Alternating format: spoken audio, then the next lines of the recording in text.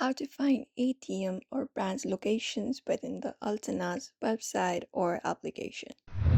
Hello and welcome back everybody. If you're looking for the location of Alterna banks near you, in today's video we will be guiding you to the process in order to do so. So what we can do is we can head over to their official website first of all and open it up on our screen. That is alterna.ca. You can directly type it in and you will be taken to their website. Now, in order to find your ATM or branch locations within this interface, in the top left corner of your screen, you should be finding a menu bar. So go ahead and tap on that option right there. And when you tap on it, a sidebar appears on your screen.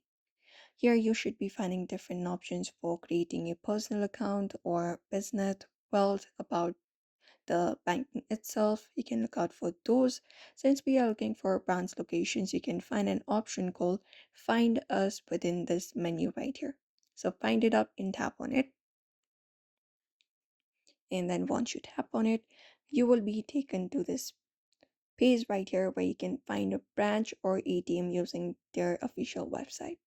So you may scroll down from this options right here and you will be finding an option of map and satellite and a box right here where you can enter up your address, postal code or city where in which you would like to find the ATM for this particular bank.